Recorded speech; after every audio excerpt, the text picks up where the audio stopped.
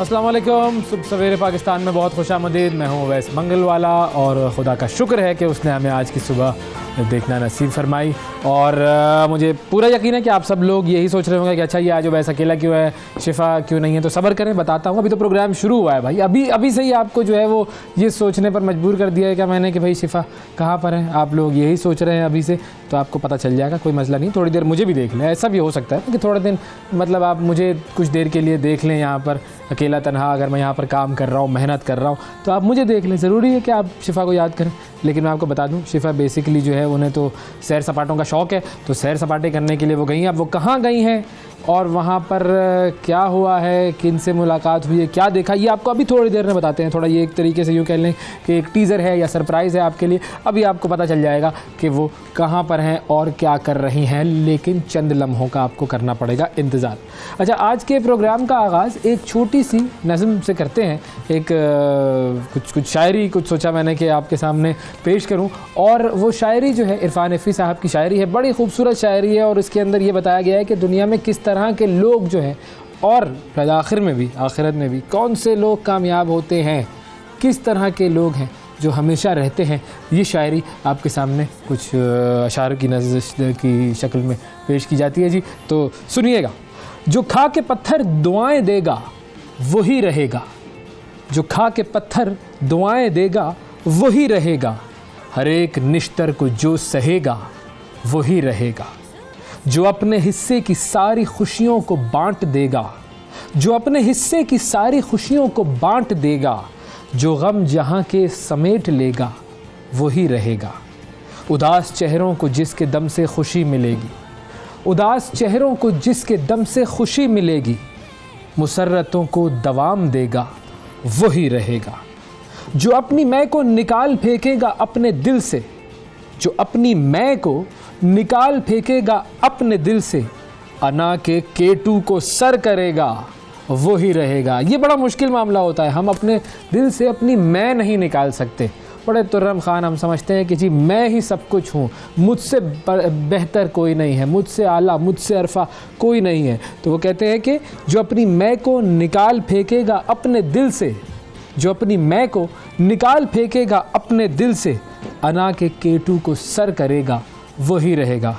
और फिर कहते हैं कि शिकायतों को संभाल रखेगा अपने दिल में, शिकायतों को संभाल रखेगा अपने दिल में, जो सुन के आगे नहीं कहेगा वही रहेगा। हमारा तो तरीका ये है ना कि जैसे ही कुछ सुनते हैं फ़ौरन आगे से कहना शुरू कर देते हैं। तो शिकायतों को दिल में रखने की बात है, शिकायतों को दिल में रखना, सुन के आगे से न कहना, यही है रहने का राज। और आखिर में कहते हैं जो अपने हिस्से के सब खजीने सब कमाई, जो अपने हिस्से के सब खजीने सब कमाई, खुदा के बंदों पे वार देगा वही रहेगा। इरफान नफ़ी की खूबसूरत शायरी से आज के प्रोग्राम का आगाज़। और एक और बहुत ही अफसोसनाक ख़बर, और वो ख़बर है एक अज़ीम फ़नकार के इंतकाल की।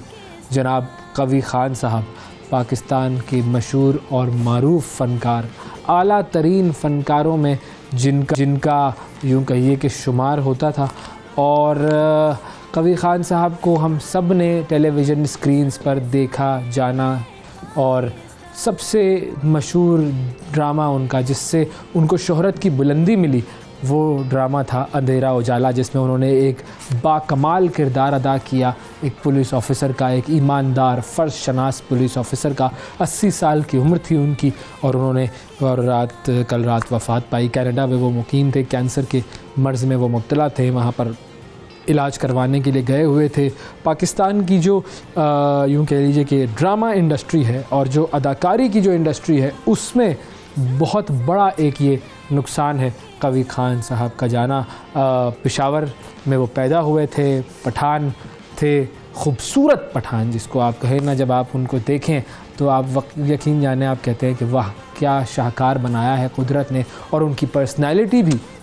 और सबसे बड़ी बात कि अवार्ड्स तो उनको बहुत सारे मिले, लाइफ टाइम अचीवमेंट अवार्ड मिला, प्राइड ऑफ परफॉर्मेंस अवार्ड मिला, और मुख्तलिफ अवार्ड्स मिले। लेकिन सबसे बड़ी बात, एक इतना बड़ा अदाकार, एक इतनी मशहूर शख्सियत, जब आप उनसे मिलें, मेरी जब उनसे मुलाकात हुई इंतहाई आजिज़ पाया उन्हें, इंतहाई ऐसा एक शख्स के जो कि आपसे झुककर मिलने वाला, मोहब्बत से मिलने वाला, आपको कहीं से नहीं लगता कि वो एक ऐसे इंसान थे कि जिन्हें हम कहें कि जी कोई उनके अंदर ये मैं जो थी ना कि जी मैं तो बहुत बड़ा अदाकार हूँ, वो मैं बिल्कुल नहीं थी उनके अंदर।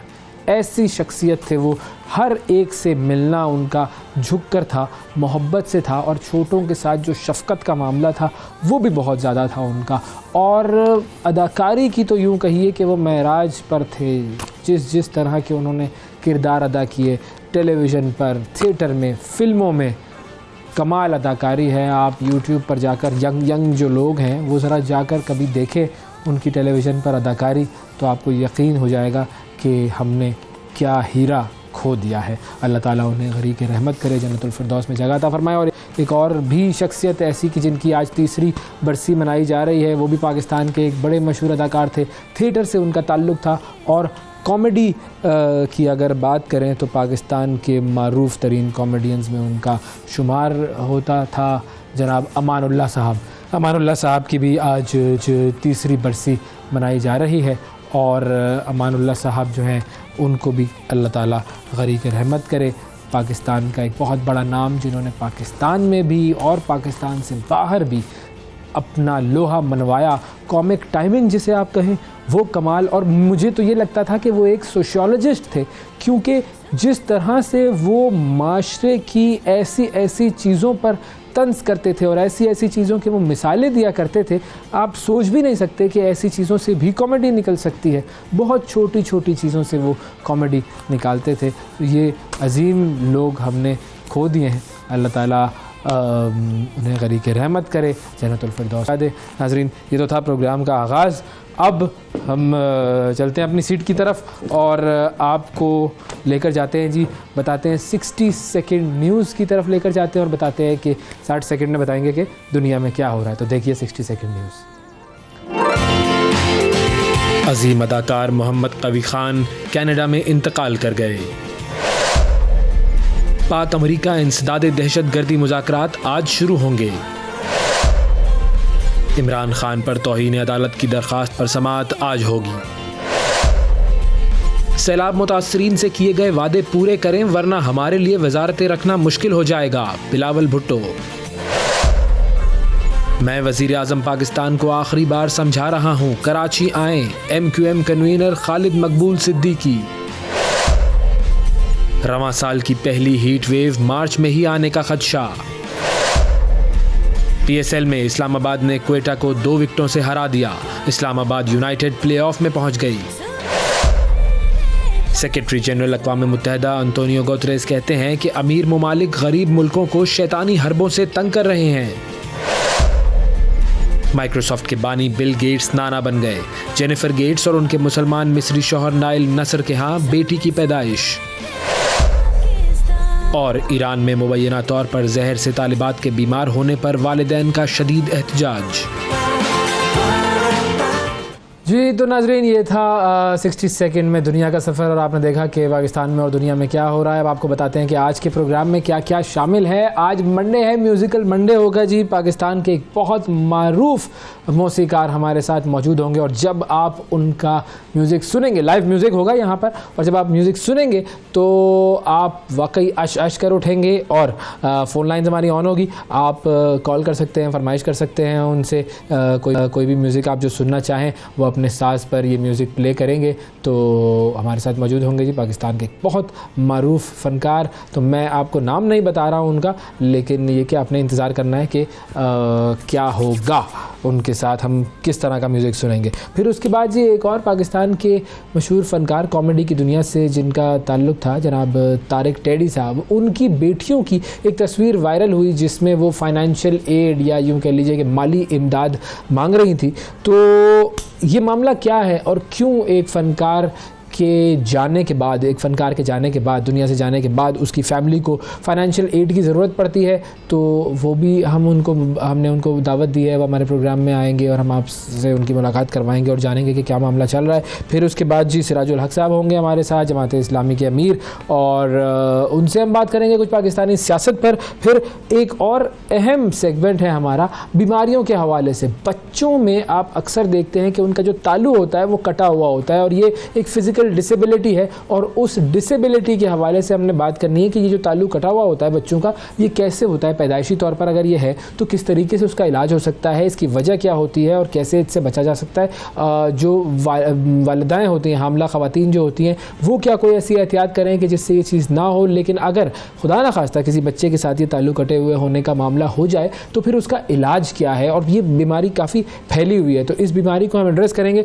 और एक और भी हमारा एजेंडा है, वो भी आपको बता दूं मैं, क्योंकि कोई बात शिफा यूसुफजई नहीं है तो कहाँ है, शिफा यूसुफजई कहाँ है, ये भी हम आपको बताएंगे प्रोग्राम में। आपको थोड़ा सा इंतज़ार करना पड़ेगा, ये मैं बता नहीं रहा हूँ कि वो कहाँ है, क्या मामला है, लेकिन थोड़ी ही देर में, चंद ही लम्हों में आपको पता लग जाएगा शिफा यूसुफजई कहाँ हैं और कहाँ सैरें करती फिर रही हैं। तो ये था हमारा आज का एजेंडा। अब आपको हम लेकर जाते हैं और बताते हैं कि जी कुछ ट्रेंडिंग स्टोरीज़ हैं, दुनिया भर से हमने कुछ स्टोरीज़ आपके लिए जमा की हैं। सबसे पहले बात करते हैं, वही जैसे म्यूज़िकल मंडे है ना, तो आपको एक म्यूज़िकल स्टोरी की तरफ लेकर जाते हैं। कहते हैं कि फ़न की कोई सरहद नहीं होती, और ख़ुसूसन अगर मौसीकी की बात की जाए तो इंसानी रूह की जो आलमगीर ज़बान है, मौसीकी को समझा जाता है। अच्छा, कोक स्टूडियो में सीज़न 14 जो था, उससे शोहरत हासिल करने वाले एक सिंगर हैं, लियारी के बलोच सिंगर हैं, उनका नाम है कैफ़ी खलील, बहुत मशहूर हो रहे हैं वो, और उनका गीत है कहानी सुनो कहानी। अच्छा, मैं अब गाऊंगा ना तो बहुत गलत हो जाएगा, ये कैफ़ी खलील साहब भी माइंड करेंगे और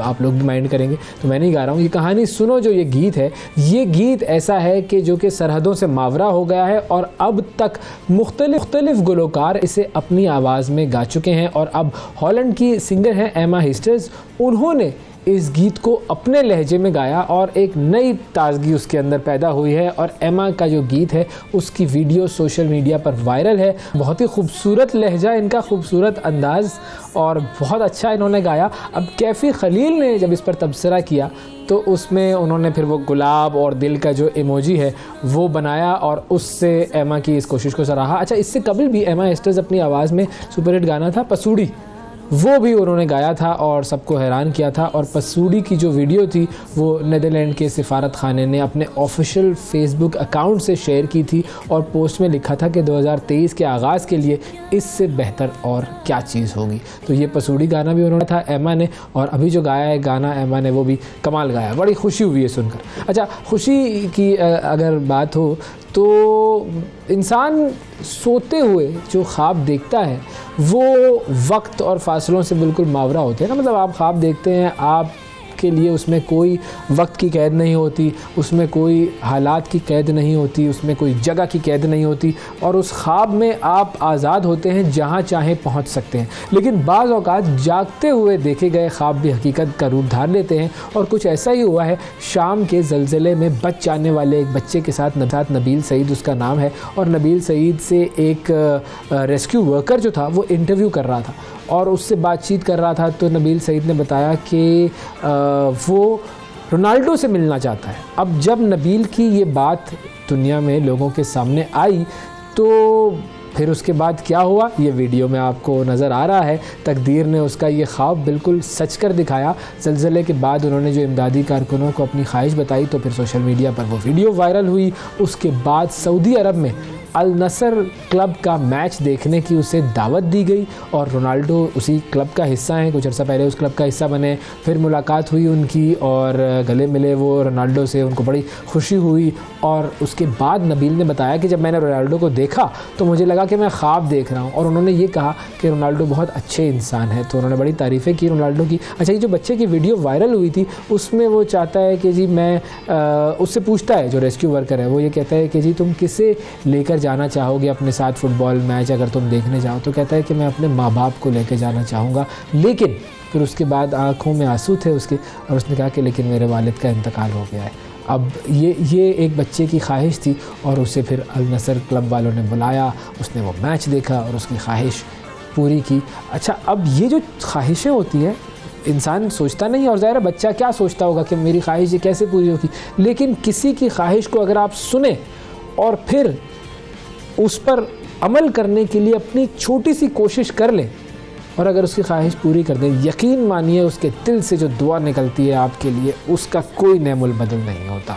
तो ये एक बहुत ही खूबसूरत स्टोरी थी, और देखें कैसे कैसे लोग इस दुनिया में मौजूद हैं जो कि ख्वाब पूरे करते हैं। अच्छा, एक और ख़बर, हम बात करते रहते हैं अक्सर टेक्नोलॉजी की, मशीनों की, और ये बात भी अक्सर होती है कि मशीनें अगर इंसान के कंट्रोल से बाहर निकल जाएं तो कितना ख़तरनाक होगा, अगर वो अपनी मर्ज़ी करने लगे तो कितना ख़तरनाक होगा, कितनी तबाही होगी। अक्सर साइंस फिक्शन मूवीज़ में भी हम देखते हैं, और कुछ स्टोरी ने आपको इससे रिलेटेड बताई थी। अब कई साइंसदान इसी वजह से जो आर्टिफिशियल इंटेलिजेंस है उसके ख़िलाफ़ है, वो कहते हैं कि ये प्रॉब्लमेटिक है। अच्छा, अब भारतीय रियासत में क्या हुआ ये समझ में नहीं आया, ये वाक़या था क्या। ऑब्वियसली आर्टिफिशियल इंटेलिजेंस का तो नहीं है, लेकिन भारतीय रियासत उत्तर प्रदेश में एक अनोखा वाक़या पेश आया। एक ट्रैक्टर खुद ब खुद स्टार्ट हुआ, और स्टार्ट होने के बाद वो आगे चल पड़ा और फिर उसने तबाही मचा दी।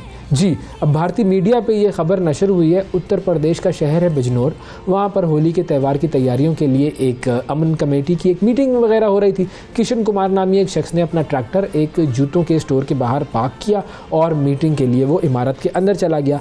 1 घंटे बाद ये खामोश खड़ा हुआ ट्रैक्टर अचानक खुद से स्टार्ट हुआ है, और उसने निशाना बनाया है जूतों के स्टोर को, और ट्रैक्टर उसका शीशा तोड़ के अंदर घुसा है। मुलाजमीन इधर उधर भागने लगे, उन्होंने अपनी जानें बचाई। ताहम एक मुलाजिम जो है वो ज़रा हौसलेमंद ज़्यादा था, उसने ट्रैक्टर पर चढ़कर उसे बंद किया, और जैसे वो कोई बदमस्त हाथी होता है ना, उसी तरह ये चलता ट्रैक्टर उसने अच्छा खासा नुकसान किया। बाद में स्टोर के मालिक ने ट्रैक्टर के मालिक के ख़िलाफ़ हट जाने का फिर दावा भी दायर कर दिया। पता नहीं आगे इस दावे का क्या होता है, लेकिन देख नहीं खुद ब खुद ट्रैक्टर स्टार्ट हो रहे हैं। पता नहीं क्या कहानी है, क्या कोई जिन था या कोई जो है वो इसके अंदर कोई ऑटो मैकेनिज़्म था, सेल्फ स्टार्ट मैकेनिज़्म था।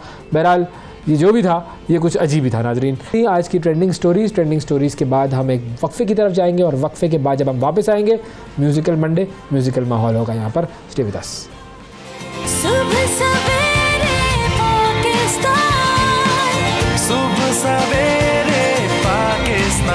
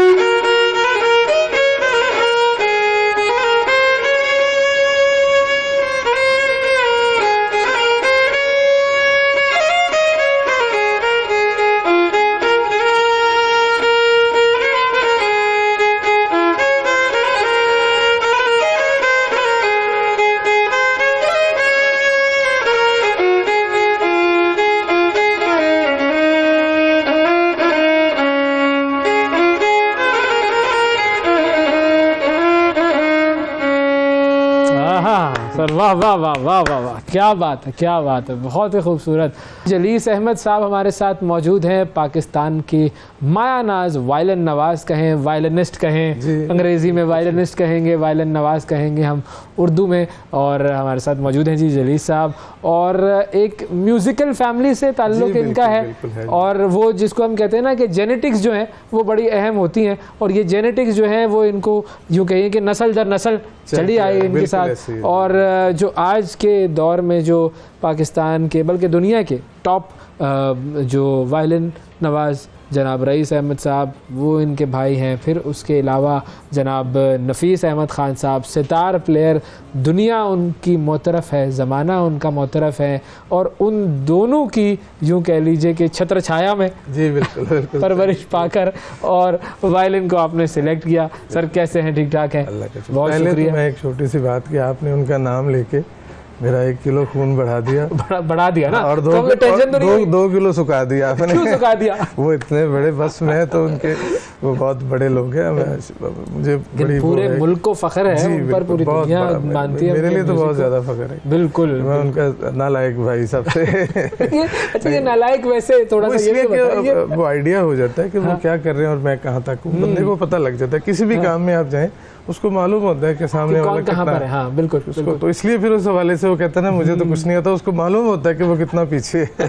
तो इसलिए लेकिन जाहिर है जो फन से यूं कह लीजिए जुड़ा हुआ है, जी, जी। उसकी अपनी एक क्लास, उसकी अपनी एक जी, वो क्वालिटी है, होती बिल्कुल है। है, बिल्कुल। बिल्कुल तो ऐसा आपने किस उम्र से आगाज कर दिया था? मैंने जरा थोड़ा लेट किया था। हाँ। पहले मैं गिटार बजाता था जब अच्छा। ग्रुप्स का दौर था। हाँ, हाँ, आपको हाँ। याद होगा 91-92 में बहुत था, बहुत तब मैं पॉपुलर बजाता था, स्कूल में थे तो उस वक्त हम, और ग्रुप से सुनते बहुत। हाँ रहते जी थे। बिल्कुल। तो फिर रईस भाई जो मेरे उस्ताद हैं जी। वो उन्होंने कहा था कि गिटार तो सभी बजा रहे हैं, ये बजा, और अगर बजाना है हाँ तो हाँ ताकि तेरा कुछ नाम हो, आगे आएगा। सही है। उनकी वजह से तो अच्छा, मैं आज कितना यहाँ हूँ। उम्र का कितना फर्क है आपका और उनका? रईस भाई मेरे से करीबन 10 साल बड़े हैं। अच्छा 10 साल बड़े हैं, ठीक है। और नफीस साहब? नफीस साहब 9 साल बड़े हैं। 10 वही रईस साहब से 1 साल छोटे तो फिर तो आपके ऊपर धौंस चलती होगी ना उनकी? बहुत, अरे वो कूटा वूटा भी होगा उन्होंने बड़ा आपको? कमाल किस्म का। अच्छा। हाँ जी बिल्कुल, बहुत ज्यादा। और मुझे चाहिए था खाना माल।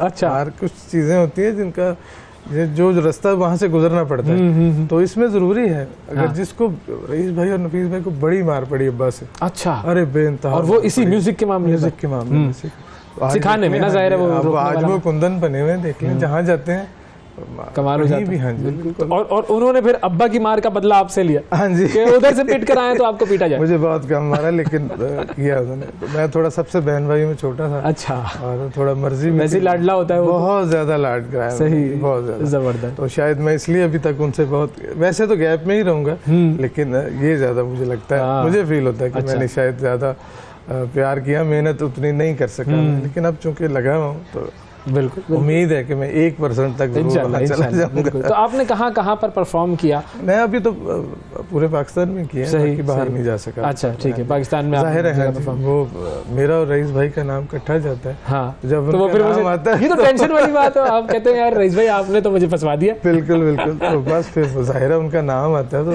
दुनिया में कहीं भी आता है वो कहते हैं बस इनको भेज दें आप। तो ये मेरे लिए तो बड़ी फख्र की चीज़ है, बहुत ज़्यादा। अच्छा, हमारे साथ कॉलर है जी, उसामा साहब है मानसेरा से। जी अस्सलाम वालेकुम उसामा साहब।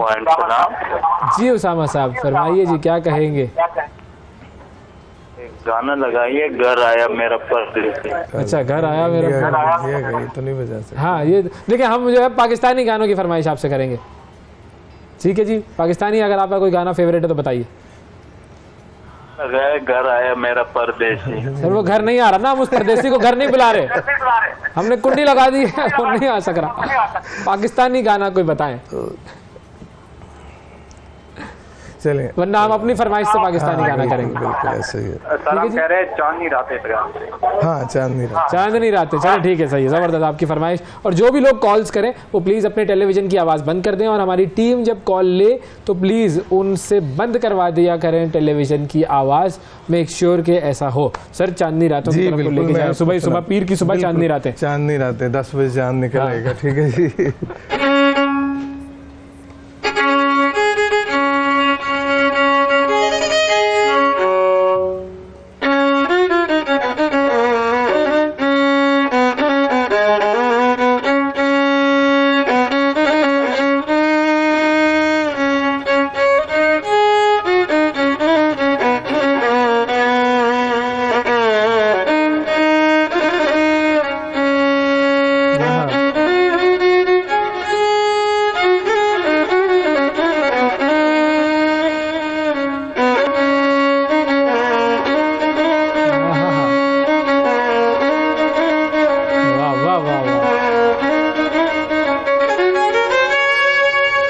क्या बात है सर, क्या बात है। अच्छा, ये एक मैं चीज़ सोच रहा हूँ कि अगर आपसे कोई फरमाइश करे और आप में उस गाने की प्रैक्टिस होनी चाहिए पहले से बजाने के लिए, या कोई भी गाना आपको दिया जाए तो आप फौरन इसके ऊपर कर लेंगे? एटलीस्ट सुना होना चाहिए। हाँ, गाना सुना होना चाहिए, ठीक है, वो तो ज़ाहिर है उसकी ट्यून, लेकिन वैसे हो जाएगा वो? हाँ जी, हो जाता है। अच्छा, हमारी जो प्रैक्टिस और जो हमारी रियाजत जिसको बोलते हैं, उसका मकसद यही है। हाँ, तो अभी कितने घंटे रियाजत होती है अब भी आपकी इस लेवल पर भी? अब तो ज़्यादा नहीं, क्योंकि अब तो बहुत सारे मसाइल में पड़ गए सारे फनकार। हाँ, तो अभी भी, लेकिन फिर भी 2 घंटे तक हमें होता है रोजाना। बिल्कुल। ये मसाइल पर भी बात करेंगे। एक और कॉलर है हमारे साथ, अहमद साहब हैं जी लाहौर से। अस्सलाम वालेकुम अहमद साहब। वालेकुम अस्सलाम। जी अहमद साहब, अस्सलाम वालेकुम, आपको आवाज़ आ रही है? जी, मुझे आवाज आ रही है। वालेकुम अस्सलाम। जी जनाब, फरमाइए जी, क्या सुनना पसंद करेंगे? सर, मेरी बस एक छोटी सी रिक्वेस्ट है जलीस अहमद साहब। छोटी सी क्या भाई, छोटी सी रिक्वेस्ट करनी सर, बड़ी कर लो वाले। जैसे चले, मैं बड़ी कर लेता हूँ, मैं 2 कर लेता हूँ। दोनों में से जो भी मुझे ये सुना सके, बताएं। सांसों की माला या ओरे पिया। अच्छा, सांसों की माला। सांसों की माला मुझे बड़ा ज़्यादा पसंद है, सांसों की माला। वैसे तो खान साहब ने जो भी गाया है वो कमाल गाया है, वो बहुत बड़े, तो बिल्कुल उनको क्लासिकल पे भी उतना पूरा, अरेंजमेंट पे भी, बनाने में भी, फिल्मी कंपोजिशन पर भी बिल्कुल बहुत अपूर है। खान साहब तो एक यूनिक आदमी थे। तो हम असल में उनके जो भी हमारा बहुत अच्छा या कोई भी हीरा होता है, हम उसके जाने के बाद उसकी कदर करते हैं। हमारे साथ ये बड़ा प्रॉब्लम है। बिल्कुल, असल में मेरा काफ़ी बहस होती है, तो पता नहीं क्यों हम उनकी ज़िंदगी में क्यों नहीं मानते, या हम हमारे तक नहीं, हर लेवल पे यही है। हाँ, मेरे साथ भी ऐसे ही होता है। मेरे भी जाने के बाद लोग कदर करेंगे मेरी, सही बता रहा हूँ मैं, अभी नहीं कर रहे, मैं सही बता रहा हूँ। खैर चले, जी हो जाए सांसों की माला। चले जी नाज़रीन, सुनिए।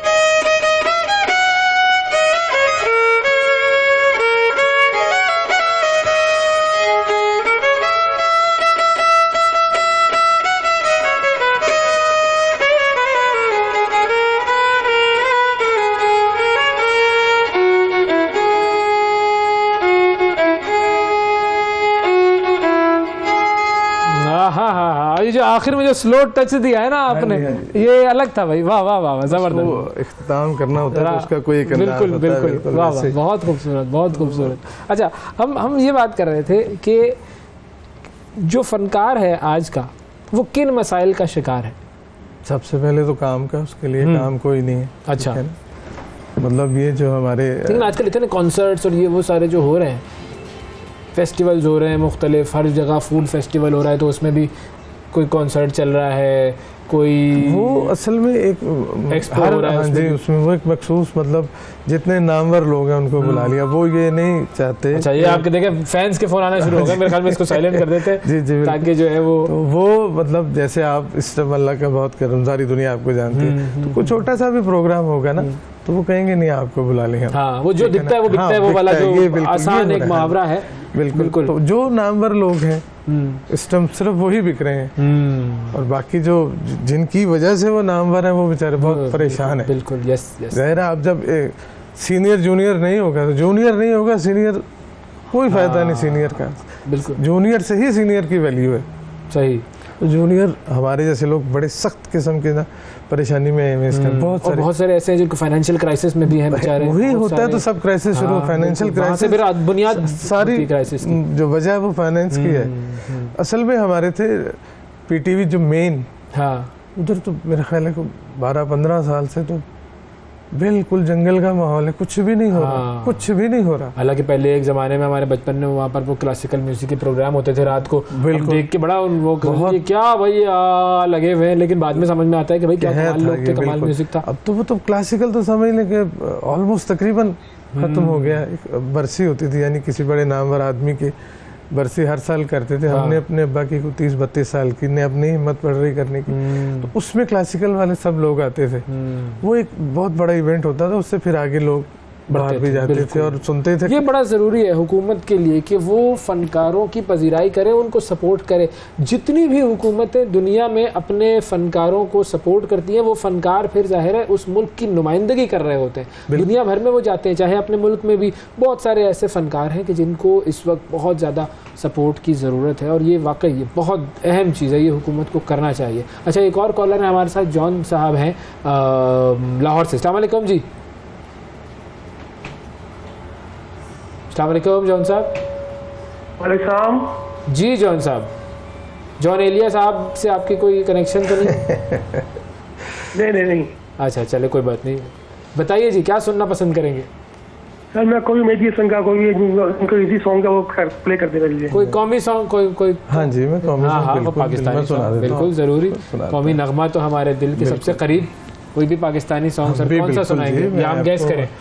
हाँ, नहीं गैस कीजिएगा। चलिए गैस करते हैं जी, कौन सा? वो बहुत मशहूर है और सारी दुनिया से मुझे ये पता लगा कि जहाँ भी बजाया गया लोग कहते हैं कि कमाल है, और मैंने साहब जैसा कोई गा भी नहीं सका अभी तक वैसा।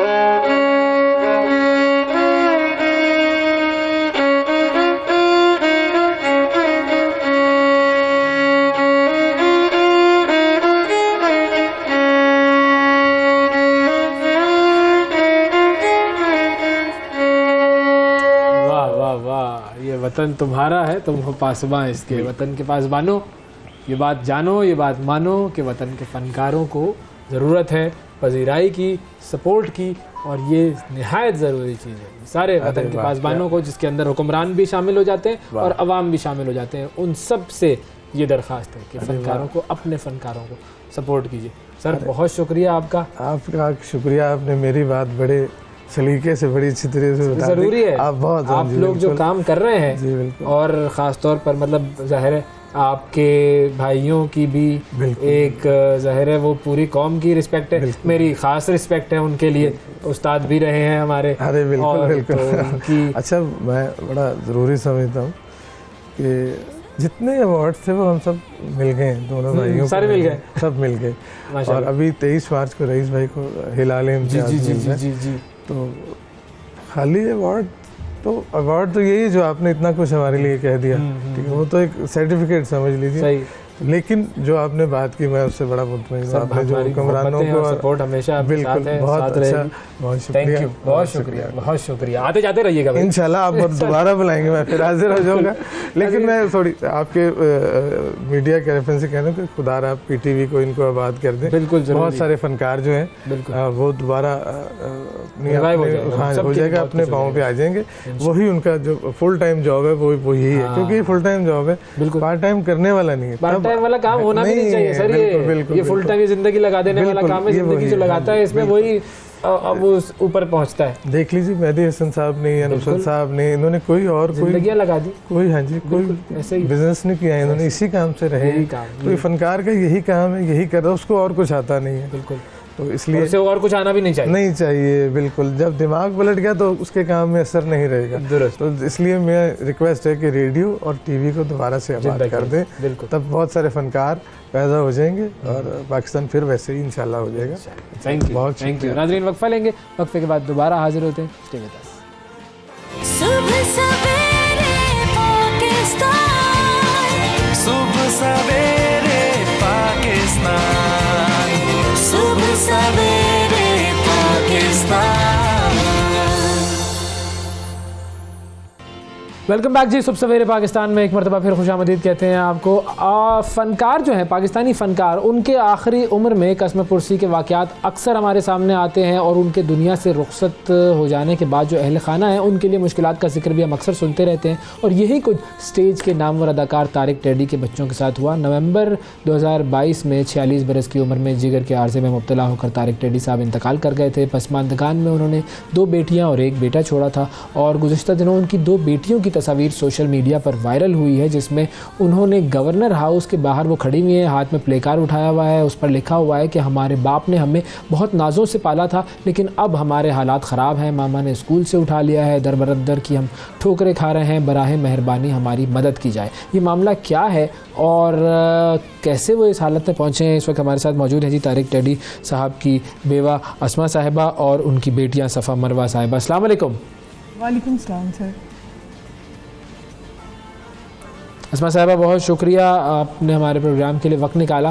मुझे ये बताइए कि ये ज़रूरत क्यों पेश आई कि बेटियां जो हैं, बच्चियां, वो प्ले कार्ड उठाकर और इस तरीके से अपील करें?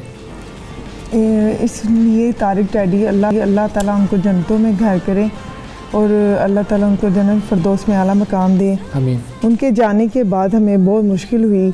4 माह की स्कूल की फ़ीसें और बुक्स का ख़र्चा और जो स्कूल के 100 अखराजात होते हैं जो स्कूल की लाइफ में होते हैं, इस वजह से वो जो तारिक टेडी देते थे ना 21,500 अदालत में, वो हो गए बंद।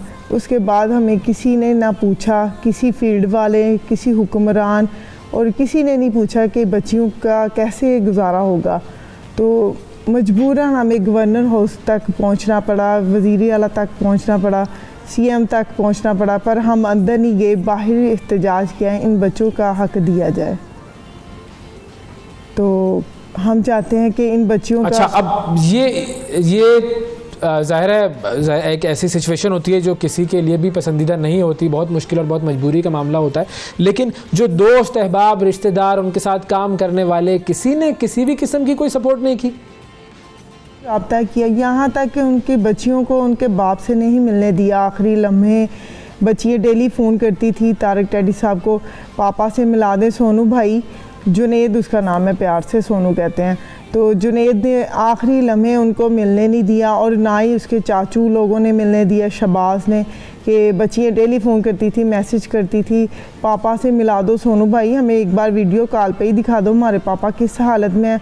तो इनके दिल में पता नहीं क्या था और इन्होंने हमें इतना कि बच्चियों से आखिरी दम तक नहीं मिलने दिया। अच्छा, अब ज़ाहिर है ये तो एक ख़ानदानी मामला है और आपस में वो चिपकलिशें होती हैं, ज़ाहिर है जहाँ दो बीवियाँ हों, इस तरह का मामला हो तो इस तरह की चीज़ें हो जाती हैं। लेकिन मैं फ़ाइनेंशियल इश्यूज़ के ऊपर बात करना चाहूँगा कि जो तारिक साहब जब कमा रहे थे तो उस वक्त उन्होंने आपको जो सपोर्ट किया, ज़ाहिर है बीवी है, बच्चे हैं, वो सपोर्ट कर रहे होते हैं, तो कोई ऐसा मामला नहीं था कि जो है वो बाद के लिए भी कुछ हो, ऐसा बचा हुआ कुछ बचत हो, कोई इन्वेस्टमेंट होती है किसी जगह जिससे कुछ बेहतर मामला हो सके, कुछ भी नहीं था क्या? हमारे लिए कुछ नहीं करके गए, बच्चियों के लिए ख़ास तौर पे अगर छोड़ के गए हैं घर, गाड़ी, बैंक बैलेंस, और उनके लिए बस एक बेटे के लिए है अभी ये वही सारा कुछ अभी लेके बैठा हुआ है। बच्चियों के लिए अभी तक कुछ नहीं है, ना किसी फील्ड वालों ने रब्ता किया, ना ही किसी हुक्मरान ने अभी तक हमसे रब्ता किया। हम चाह रहे कि पाकिस्तान की आवाम हमारा साथ लेकिन दे। फिर आपने बहैसियत माँ, मतलब मैं एक चीज़ जिस पर मुझे ज़्यादा अफसोस हुआ वो चीज़ ये थी कि बहैसियत माँ आपने ये कैसे गवारा कर लिया कि बच्चियों को आप खड़ा करके प्ले कार्ड उठाकर आपने उनको गवर्नर हाउस के बाहर खड़ा कर दिया। ये तो बहुत ही नामुनासिब बात है ना। बच्चियों को तो आपको इस तरीके से नहीं लेकर आना चाहिए था। ठीक है, मतलब मैं जानता हूँ कि ज़ाहिर है एक मजबूरी है, एक मुश्किल है, लेकिन इस तरीके से बच्चियों को तो नहीं लेकर आना चाहिए सामने सड़क पर और प्ले कार्ड उठाकर। बात है कि मजबूरी के तहत क्या करे औरत, कहाँ कब तक बर्दाश्त करती है। मैं अगर जॉब नहीं करती, आखिर 4 माह हो गए हैं तारिक टैडी साहब के जाने के बाद, 4 माह की स्कूल की फ़ीसें कैसे पूरी होंगी।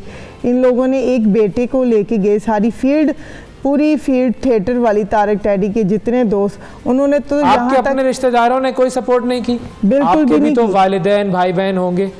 नहीं, उन्होंने किसी ने, तारिक टैडी की फैमिली ने बच्चियों पे प्यार नहीं दिया जनाजे के टाइम। और इनसे कैसे नहीं, आपकी बात कर रहा हूँ, आपकी वालिदा, आपके वालिद, आपके भाई वगैरह, आपकी अपनी फैमिली। जी, उन्होंने, वालिदैन मेरे हैं, अल्लाह ताला उनको ज़िंदगी दे, अभी भी वही खर्चा थोड़ा बहुत करते हैं। अब आखिर कोई होना तो चाहिए हमारे पास कि बच्चों की स्कूल के खर्चे पूरे कर सके।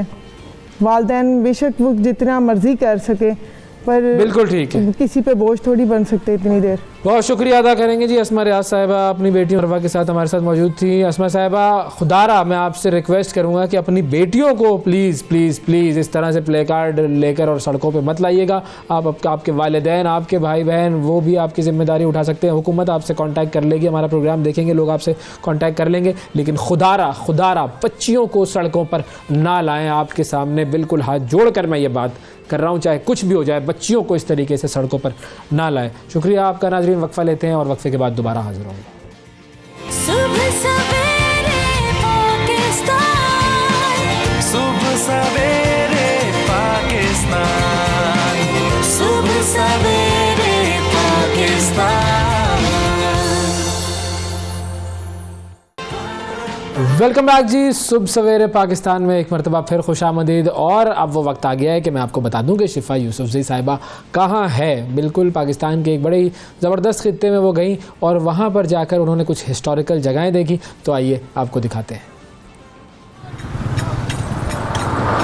अस्सलाम वालेकुम, मैं हूँ शिफा यूसुफजई और आपको आज मैं लेकर निकली हूँ एक बड़े ही खूबसूरत सफ़र पर। और सफ़र है जी, आपने पानी देखा, नहर देखी, अब आप मेरे पीछे थोड़ी ही देर में हरियाली देखेंगे। और हरियाली वहीं होती है जहाँ पर पानी होता है। और पानी हमारे एक ही सूबे के हवाले से नाम में भी उसके पंजाब आता है। तो पंजाब की सैर को हम निकले हैं। और पंजाब का अगर जिस शहर की तरफ हम गामज़न हैं उसकी बात करें तो 2017 की मरदमशुमारी के हवाले से बात की जाए, जो नंबर्स उस वक्त सामने आए थे, तो ये पाकिस्तान का 11वां बड़ा शहर है आबादी के तनासुब के लिहाज से। और यहाँ पर तकरीबन 7.5 से पौने 8 लाख के आसपास जो आबादी है, ये इसका यहाँ का नंबर है पॉपुलेशन का, 7.5 से पौने 8 लाख। अब मेरे पीछे जो आप खेत खलियान देख रहे हैं, बड़ा खूबसूरत नज़ारा है। लेकिन इससे मज़ीद खूबसूरत नज़ारे, इससे कल्चरली हेरिटेज के हवाले से रिच नज़ारे आपको दिखाऊंगी मैं। गैस आप करें कि ये कौन सा शहर है जिसकी मैं बात कर रही हूँ। अगर हम लाहौर की बात करें, मुल्तान की बात करें कि तारीखी पस मंज़र में हम इन दो शहरों को देखें तो यूनाइटेड नेशंस की लिस्टों पे ये दर्ज है। दुनिया आती है इनकी हेरिटेज देखने, इनकी आर्किटेक्चर इनका देखने, मुग़लों का वो जो दिल्ली दरवाज़ा और ये सारी चीज़ें, लाहौर मुल्तान के सेंट्स के हवाले से हम बात करते हैं, औलिया हज़रात। तो अगर ये वाला शहर जहाँ हम अभी जा रहे हैं ये उनसे अगर आगे नहीं निकल सकता तो उनसे कम भी नहीं है, यानी कि मुल्तान और लाहौर से कम भी नहीं है अगर हम बात करें हेरिटेज की, कल्चर की, खानों की। तो इसके अंदर एक अपनी ही ख़ास बात है इस शहर की, और वो सारी ख़ास बातें आप तक मैं पहुंचाऊंगी हमारे इस सफ़र में हमारे साथ रहिए। जिस इलाके में हम मौजूद हैं या जिस तरफ हम गामजन रहे हैं, मैंने आपको जगह का नाम तो नहीं बताया, लेकिन बहुत सारे लोग ये जान गए होंगे मेरे पीछे जो आप अभी एक स्ट्रक्चर देख रहे हैं उसके बाद कि हम किस जगह पर मौजूद हैं। और ये एक बहुत अहम खित्ता है पंजाब का, पाकिस्तान का, हेरिटेज के हिसाब से, तारीख़ के हवाले से। और अब आप ज़रा देखें कि मेरे पीछे जो इतना बड़ा स्ट्रक्चर है ये है क्या। वैसे तो ये चोलिस्तान का सहरा है, इस चोलिस्तान के सहरा में दूर से आपको मीलों दूर से ये बड़ा सा स्ट्रक्चर खड़ा हुआ नज़र आता है। 1500 मीटर के इलाके पर ये तकरीबन इसकी जो दीवारें हैं ये 1500 मीटर पर फैली हुई हैं और 30 मीटर ऊंचाई में इनका जो है ये पैमाइश है। और अहमदपुर ईस्ट की तरफ ये वाक़ है और एक बहुत बड़ी डिवीज़न अभी पिछले कुछ अरसे में इस इलाके को डिवीज़न का दर्जा दिया गया है। और मैं आपको ये भी बता दूं कि ये जो स्ट्रक्चर है मेरे पीछे, इसको आप दरावड़ फोर्ट के नाम से जानते हैं, डेरावर फोर्ट इसका नाम है। और बहुत सारे लोग यहाँ पर आते हैं, विज़िट करते हैं। बड़ा ही खूबसूरत मैग्निफिसेंट बड़ा स्ट्रक्चर है और पहली मरतबा 9वीं सेंचुरी में दरावड़ फोर्ट जो है इसको बनाया गया था। एक राय जजा भट्टी, एक हिंदू राजपूत रूलर था उस वक्त का, उसने बनाया था इसको और भट्टी क्लैन से यानी कि भट्टी ज़ात से उसका ताल्लुक़ था। किला दरावड़ के पास हम मौजूद हैं, उसके बिल्कुल गेट के ऊपर मौजूद हैं और अंदर आपको लेके जाएंगे। लेकिन थोड़ी सी इन्फॉर्मेशन ज़रा स्टार्ट में आपको दे दें।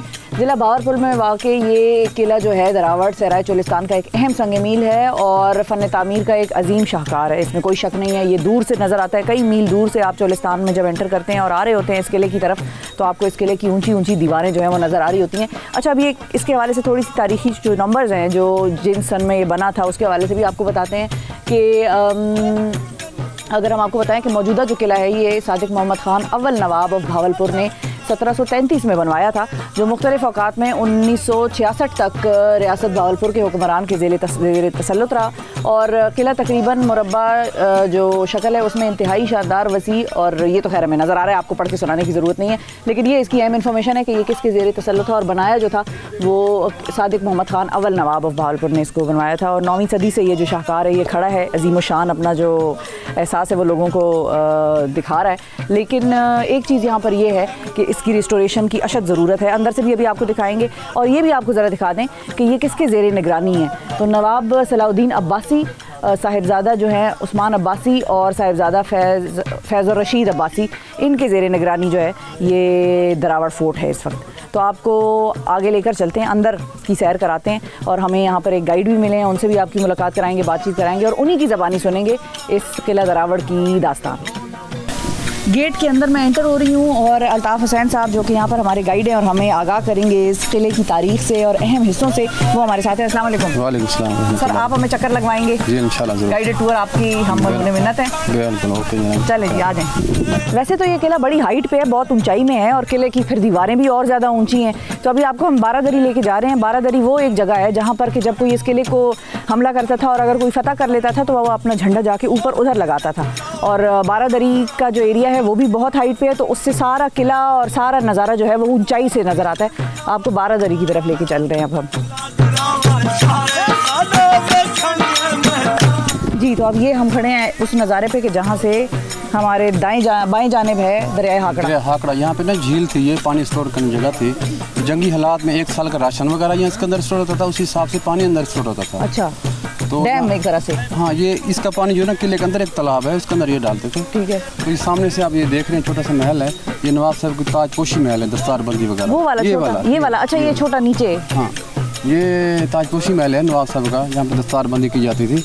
और ये सामने से मस्जिद भी आप देख रहे हैं साइड में। हाँ, मस्जिद तो बड़ी अच्छी प्रोमिनेंट मस्जिद है, नुमाया है। दिल्ली की मस्जिद है, मोती मस्जिद, उसकी दिल को काफ़ी है। ये दिल्ली की मोती मस्जिद है, नाम है। अच्छा, उसका ये नक्शा सेम है, नवाब साहब ने बनाया था। नवाब साहब जो तीसरे थे ना, बहावल खान, तीसरा बहावल, उन्होंने ये मस्जिद तमीर की थी। और उसके बिल्कुल बैक साइड में उनको शहीद कब्रिस्तान है, वो नज़र आ रहा है, मकबरे वगैरह जितने। बिल्कुल। उसमें जितने नवाब खानदान जितने हुकूमत ये लोग करते रहे वो सब यहाँ पे दफन है। उनकी ख़वातीन भी यहाँ पे हैं और मर्द भी यहाँ पे। तो ये मैं बारादरी के अंदर के हिस्से में खड़ी हूँ और यहाँ पर आप देख सकते हैं बड़ी खूबसूरत जो है पेंटिंग हुई हुई है फूलों की, और ये हाथ से मेरा ख्याल है ये हैंड पेंटेड है सारा, और बहुत खूबसूरत यहाँ पर ये फुलदारी जो है ये हुई हुई है पेंट से। अच्छा, यहाँ पर चूँकि हम विज़िट कर रहे थे और आपके लिए हम ये रिकॉर्डिंग कर रहे थे, तो मुझे यहाँ पर कुछ हिस्टोरियंस नज़र आए जो यहाँ पर काम कर रहे हैं, और उनसे हम जानेंगे कि वो यहाँ पर क्या काम कर रहे हैं और कौन सी ऐसी चीज़ें हैं जो इस फोर्ट को हंगामी बुनियादों पर सेव करने के लिए करनी चाहिए। मेरे साथ समिया खालिद साहिबा मौजूद हैं जो कि HOD हैं, यानी कि हेड ऑफ़ द डिपार्टमेंट हैं इस्लामिया यूनिवर्सिटी में। हिस्ट्री के हवाले से बड़ी जानकारी है, बहुत काम करती हैं, ख़ुद भी हिस्टोरियन है। अस्सलाम वालेकुम। अच्छा, अब हम जब यहाँ पर आए एज अ टूरिस्ट, क्योंकि मेरा पहली बार ये चक्कर लगा यहाँ का, तो मैंने जब ये देखा तो मुझे एहसास हुआ कि ये शायद मैं अपने ख़ानदान की आखिरी जनरेशन होंगी जो ये चीज़ देख रही है। मेरे आने वाली नस्लें जो हैं वो शायद इसको ना देख सकें। आपका भी ऐसा ही मानना है या आप हमें इस चीज़ को अदरवाइज़ प्रूव करेंगी कि यहाँ पर काम हो रहा है to restore and preserve this place? नहीं, मुझे लगता है कि थोड़ा सा जैसे ओवरऑल पाकिस्तान के लिए पॉजिटिव होना ज़रूरी है, इसी तरह इस जगह के लिए पॉजिटिव होना ज़रूरी है। हम इस पे काम कर रहे हैं तकरीबन 15 साल से। और कौन कौन से एरियाज़ वैसे ऐसे हैं जो कि आपको लगता है एज एन हिस्टोरियन कि इसकी वो एरियाज़ हंगामी बुनियादों पर प्रिजर्व होने चाहिए? ये सारे ही, ख़ास तौर पे उधर जो टनल। अच्छा, ये जेल खाना जात का इलाका है जहाँ पर हम यहाँ पर मौजूद हैं, और जेल खाना जात में इंटरेस्टिंग जो इन्फॉर्मेशन है वो मेरे साथ शेयर की गई, तो वो मैंने आपकी भी गोशगुजार करनी है। वो ये है कि ये जो हिस्सा आप देख रहे हैं बेसिकली जेल की एक्सटेंशन हुई है, और जेल की जब एक्सटेंशन हुई तो ये मैं आपको बताती हूँ, ज़रा आगे हम चलेंगे, कि जो आखिरी नवाब थे उन्होंने गालिबन इस जेल को बढ़ाया और जो ओरिजिनल इमारत थी उसके साथ मज़ीद उसको बढ़ाया। अब इधर एक इंटरेस्टिंग चीज़ ये है कि पुराने वक्तों से नए वक्तों का जो कंपैरिजन है, चाहे वो जिद्दत में हो, चाहे वो टेक्नोलॉजी में हो, तर्ज़ इमारत में हो, तर्ज़ तामीर में हो, वो आपको दिखाती हूँ कि जब पुराना जो जेल था वो यहाँ तक था। और आपको पता कैसे चलेगा? पता ऐसे चलेगा कि यहाँ पर ईंट जो है वो पतली है, और जब आप इसकी एक्सटेंशन हुई और नवाब साहब ने आखिर में एक्सटेंशन इसकी कराई तो ये ईंट मोटी हो गई। अब दरावड़ फोर्ट के बाद उसके अकब में मौजूद है यहाँ पर अब्बासी शाही कब्रिस्तान, उधर हम मौजूद हैं, और यहाँ पर आपको बताएंगे कि किस किस नवाब साहब की कब्रें हैं यहाँ पर। शाही कब्रिस्तान के अहम तरीन हिस्से में मैं मौजूद हूँ, आपको लेकर चलूँगी अंदर कि किस किस की कब्रें यहाँ पर मौजूद हैं। लेकिन आपको कुछ एक इन्फॉर्मेशन इंपॉर्टेंट ये देती चलूँ कि जो नवाब सादिक थे उनका तो चूँकि ताल्लुक़ शिकारपुर सिंध से था, तो उन्हीं के नाम पर सादिकाबाद का नाम रखा गया है और वो वहीं पर मदफून है। उनके बाद जो नवाब बहावल थे वो बहावलपुर में मदफून है, और उनके नाम पर ज़ाहिर है बहावलपुर शहर का नाम जो है वो रखा गया है। और यहाँ पर मेरे पीछे आप देख सकते हैं कि जो अहम तरीन मेम्बरान जो पुराने वक्तों के शुरू के जो नवाब रहे हैं उनकी यहाँ पर कब्रें हैं। तो 4 यहाँ पर सादिक हैं और 4 जो हैं यहाँ पर बहावल हैं। तो ये हम भी अंदर जाते हैं, फातिहा भी पढ़ते हैं और आपको ज़रा अंदर से भी दिखाते हैं। खबर पर लिखा हुआ है हज़रत नवाब हाजी हरमैन शरीफैन मोहम्मद बहावल ख़ान, यानी कि जो सिलसिला ग़िलाफ़ काबा का इस इलाके से भेजना शुरू हुआ था वो इन्होंने आगाज़ किया था कि ग़िलाफ़ काबा जो है वो यहाँ से जाता था, वो इनके वक्त में जो है उसका आगाज़ हुआ था और काफ़ी अरसे तक वो जाता रहा। अच्छा, ये हम उस इलाके में दाखिल हुए हैं शाही कब्रिस्तान के, कि जहाँ पर जो नवाब सादिक पंजम की बेगम थी विक्टोरिया जिनका नाम था, जिसके बारे में ये भी कहा जाता है कि वो मलका एलिज़ाबेथ की जो ख़ानदान है या उनका ब्लड लाइन है उसमें से थी, उनका ये उनकी आखिरी आरामगाह है और यहाँ पर वो मदफून है। और इसके अलावा इनका जो नाम है बाद में ज़ाहिर है चूँकि मुसलमान हो गई थी इनका नाम ग़ुलाम फ़ातिमा हो गया था, तो अब इनको ग़ुलाम फ़ातिमा के नाम से जाना जाता है, लेकिन पहले इनका नाम जो था वो विक्टोरिया था। अच्छा, अब ये जो आपको मेरे बैकग्राउंड पे आवाज़ आ रही है, ये आवाज़ तो मैं आपको ज़रा ज़्यादा बेहतर तरीके से सुनवाऊंगी, लेकिन थोड़ा सा बैकग्राउंड दे दूँ कि हम दरावड़ ही में इस वक्त मौजूद हैं और मेरे पीछे आप देख सकते हैं ये जिस इलाके में हम हैं यहाँ पर प्रीडोमिनेंटली हिंदू बिरादरी, हमारे हिंदू भाई बहन रहते हैं और उन्हीं के यहाँ पर घर जो हैं, आबादी जो है वो बस रही है। चोलिस्तान का ये एरिया है, जहन में रखिएगा। पीछे जो गुलाबी आप घर सा देख रहे हैं वो मंदिर है उनका, और यहाँ पर अब जो ये आवाज़ आ रही है, आवाज़ की तरफ अब ज़रा मैं आपको लेके चलती हूँ। ये जो है ना, ये घर सा बना हुआ है, ये चोलिस्तान का या सहराओं में मकामी घरों की जो शेप है, स्ट्रक्चर है, वो इस किस्म का होता है और मकामी ज़बान में इसको कहते हैं गोपा। और ज़ाहिर है मौसम की गर्मी की वजह से या सहराओं में जब सर्दी भी पड़ती है तो वो भी बड़ी शदीद होती है, तो मौसम से बचाव के लिए इस किस्म के घरों का स्ट्रक्चर जो है वो यहाँ पर या सहराओं में ये लोग बनाते हैं, गोपा इसको कहते हैं। और अब आपको ज़रा म्यूज़िक की तरफ भी लेके मैं चलूँगी कि म्यूज़िक जो है वो क्या है, कौन बजा रहा है। बजाने वाले यहाँ के लोकल हैं और जब भी यहाँ पर कोई लोग आते हैं ये उनको इनवाइट करते हैं अपनी तरफ और उनको मौसीकी की जो महफिल है वो उनके लिए बजाते हैं, गाते हैं और उनको बेसिकली एक तरह से ये सहरा में अपने इलाके में वेलकम करने का मेहमानों को जो है ये एक तरीका कार है। तो आपको सुनवाते हैं। हमारे लिए भी ये महफिल जो है वो ख़ास हमें बुलाया गया कि आएँ आप लोगों के लिए भी हम गाएंगे बजाएंगे। तो अभी आपको थोड़ा सा म्यूज़िक सुनवाते हैं। और इन्होंने ड्रेस भी अपने जो है वो लोकल चोलिस्तानी ड्रेस पहने हुए हैं। जिस तरह हम कहते हैं ना कि भारत में राजस्थान और फिल्मों में बड़ा उनका आता है राजस्थानी म्यूज़िक, राजस्थानी कपड़े, ड्रेसिंग, कल्चर। तो हमारे यहाँ चोलिस्तान है तो आएँ अपने चोलिस्तान के ज़रा कल्चर को एंजॉय करते हैं। ये बताएं कब से आप लोग ये गाना बजाना और ये जो साज है इनके साथ कर रहे हैं काम? सर कब से? 40 साल से जी। और आपने खुद ही सीखा? जी आप सीखा। हम पढ़ा याद करें ना सर ਤੁਹਾਨੂੰ ਪੜ੍ਹਨੇ ਲਿਖਣੇ ਦੀ ਕੀ ਲੋੜ ਹੈ? ਤੁਹਾਡੇ ਕੋਲ ਹੁਨਰ ਹੈ। बिल्कुल हुनर है वाकई। असा अल्लाह की मेहरबानी चाहिए इस्लामाबाद प्रोग्राम करेंगे लोग सदे। अच्छा लाहौर प्रोग्राम करेंगे ते कराची हर पूरा पाकिस्तान सा घूम गया। आप तो घूमते हैं लेकिन जो हमारा ये कल्चर है म्यूज़िक का, चोलिस्तान का जो कल्चर है ये इसी इलाके में है, लोग इससे वाकिफ़ हैं या ना आशना है? बिल्कुल वाकिफ़ हैं। बहरहाल चोलिस्तान दे विच बहुत आर्टिस्ट की कदर है और पंजाब दे विच माशाल्लाह जितने लोग पंजाब दे विच कदर करें ना लाहौर इस्लामाबाद वेंदे हैं उन्होंने लोगों की मेहरबानी है जो सारे फन को उजागर करते रखे हैं।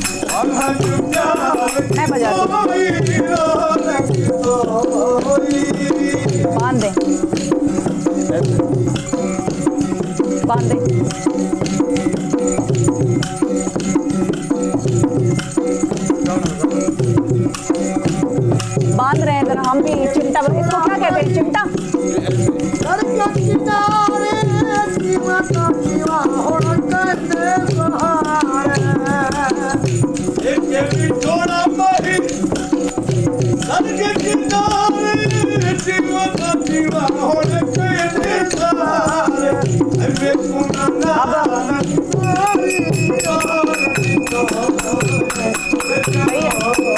हम बैठ जाते हैं।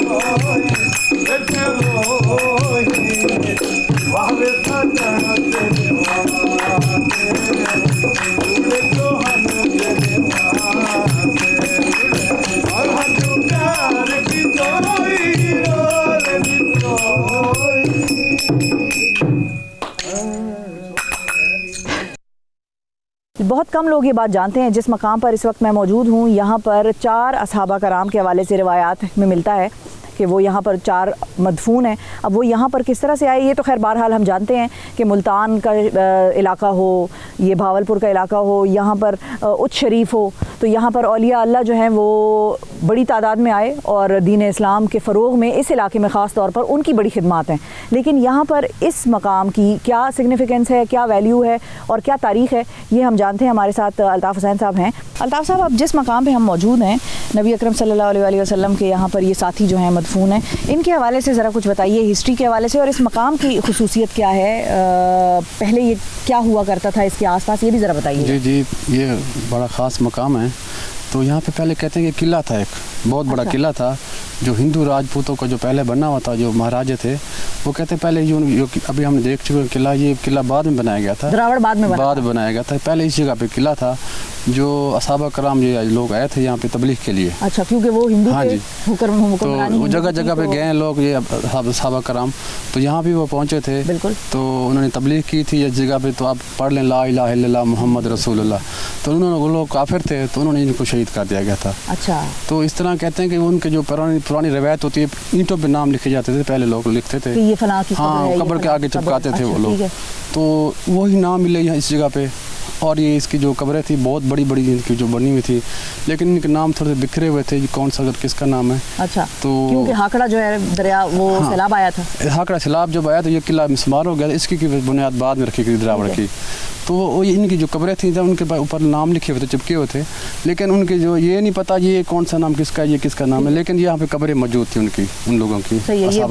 ये क्लियर पता है, हमारे बुजुर्ग कहते हैं, पीछे से वो कहते हैं कि यहाँ पे पहले कच्ची दीवार थी इसके, फिर मकामी लोगों ने इसके बाहर दीवार कच्ची बनाई, फिर बाद में लोगों ने तामुन किया, इसके ऊपर पक्की 4 दीवारी बनी गई। अब इतनी आप देख रहे हैं ये बाहर जो लगी है बाड़ वगैरह सारी आदमी वाले लगाई यहाँ पे आगे। बिल्कुल सही है।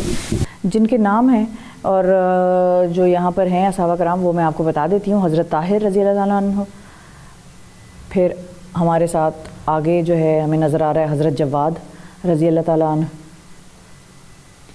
फिर हज़रत जवार रज़ी अल्लाह ताला अन्हु और हज़रत तैयब रज़ी अल्लाह ताला अन्हु।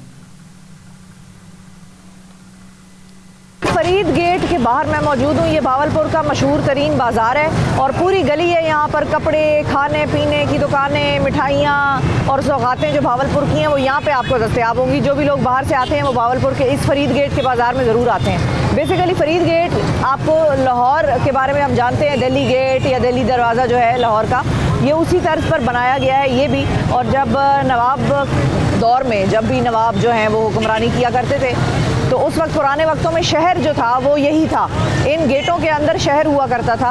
और रात को जब ये दरवाजे बंद हो जाया करते थे तो फिर जो भी मुसाफिर होते थे या मुसाफिर खाने वगैरह, सराय वगैरह इस शहर के बाहर बने होते थे। उस वक्त आबादी इधर ही होती थी और इसी में रहती थी और रात को ये गेट बंद हो जाते थे। अब ज़ाहिर है वक्त बदले हैं, आबादी बढ़ी है, शहर बाहर की तरफ एक्सपैंड हो गए और ये जो गेट हैं ये मशहूर बाज़ार बन गए। उन्हीं गलियों में बाज़ार, खाने पीने की दुकानें। तो आपको ज़रा एक विज़िट कराते हैं और हम भी देखते हैं कि हम भी क्या खा सकते हैं, हमारे पसंद की क्या चीज़ यहाँ पर मिलेगी। आ जाएँ। अच्छा जी, हम यहाँ पर फरीद गेट में एक बड़ी मशहूर दुकान पर खड़े हैं और यहाँ पर इनके बर्फ़ियाँ और हलवे जो हैं वो बड़े मशहूर हैं।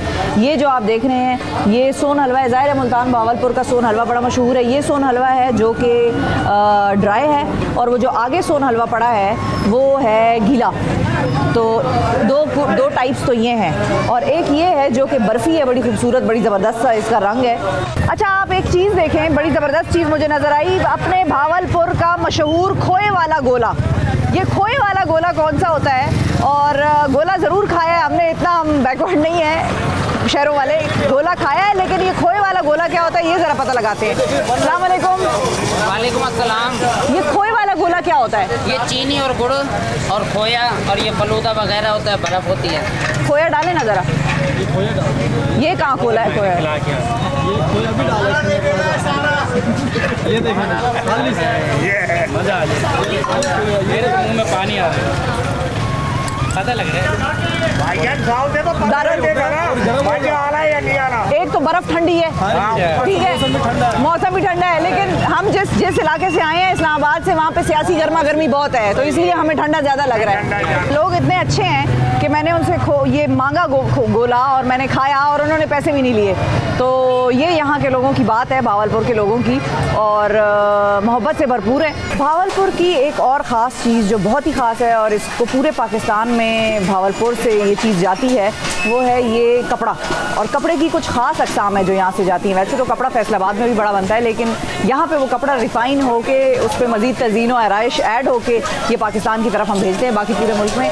ये चुनरी, इसको कहते हैं चुनरी का काम, जिसमें कि ये टाई एंड डाई वाला आपको नज़र आ रहा है और टाई एंड डाई का कलर है, 2-4 इकट्ठे कलर जो है वो इसको डाई किया जाता है और इसको चुनमुन कर देते हैं, ऐसे चुनमुन और धागा बांध देते हैं। तो ये चुनरी का काम भावलपुर की ख़ास सौगात है। इसके साथ आप ये देख रहे हैं, इसको कहते हैं गोटा वर्क। ये गोटा वर्क भी भावलपुर की ख़ास जो चीज़ है वो ये है कि गोटे का काम जो है ये भी भावलपुर में बड़ा खूबसूरत शानदार होता है। और इसके अलावा जो है चिकनकारी और मुकेश का काम वो होता है, अभी आपको दिखाते भी हैं। मुकेश का काम वो होता है कि मेटल यानी कि लोहा जो है वो लोहा कपड़े के ऊपर पिरोया जाता है और उससे डिज़ाइन बनता है, जैसे ये गोटे का डिज़ाइन है। और चिकनकारी आम हाथ की एम्ब्रॉयडरी होती है, आजकल मशीनी एम्ब्रॉयडरी भी आई हुई है। लेकिन ये 4 चीज़ें पाकिस्तान में अगर लोग पहचानते हैं तो वो इस शहर की वजह से जानते हैं और पहचानते हैं और पसंद करते हैं कि चुनरी, गोटा वर्क, मुकेश और चिकनकारी ये इस शहर की सौगातें हैं। ये चुनरी है और ये देखें ये उन्होंने बांधा हुआ होता है धागों से, बिल्कुल ख़वातीन हाथ से बांधती हैं। कितनी ख़वातीन भावलपुर की ये काम करती हैं? वैसे बहुत सारी ख़वातीन, ये हमारी अंदाज़न यहाँ से तकरीबन 20 25 किलोमीटर है अब्बास नगर। अच्छा, तो वहाँ पर खरातून इसको काम करती है, सारा हैंडमेड उतना हाथ का ना।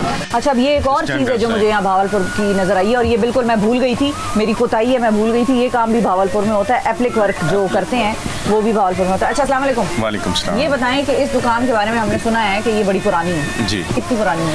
ये 50 ईयर्स से अबव हो चुके हैं इस शॉप को। 50 साल? हाँ जी।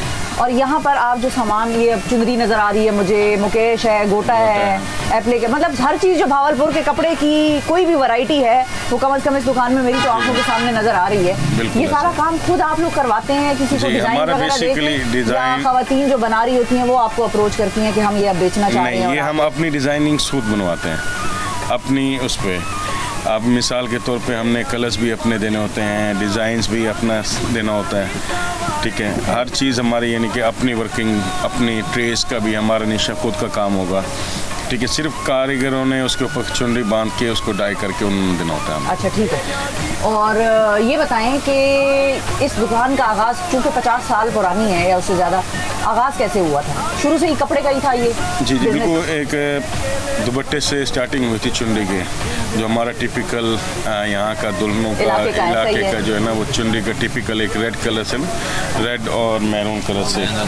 तो मैं यहाँ पर ज़रा अपने लिए कोई कपड़ा शपड़ा देखती हूँ, और आप जो है अपना बहुत ख्याल रखें, भावलपुर ज़रूर आएँ और भावलपुर की सकाफ़त से, भावलपुर की तारीख़ से ख़ुद को आशना कराएँ, क्योंकि बहुत सारी चीज़ें पाकिस्तान के बाहर के बारे में तो हम बहुत जानते हैं, पाकिस्तान के अंदर अपने शहरों के बारे में हम बहुत कम जानते हैं। जी, ये था शिफा यूसुफज़ई साहिबा का बहावलपुर का सफ़र, और देखा आपने कि कितना ये एक कल्चरली रिच ख़ित्ता है, और इसी तरीके से हम आउटडोर सेगमेंट्स आपके सामने लेकर आते रहेंगे। पाकिस्तान की मुख्तलिफ़ जगहें ऐसी हैं कि जिनके बारे में हमें जानना ज़रूरी है और हम नहीं जानते हैं उनके बारे में। वक्फ़ा लेते हैं नाज़रीन, वक्फ़े के बाद दोबारा हाजिर होंगे। Stay with us.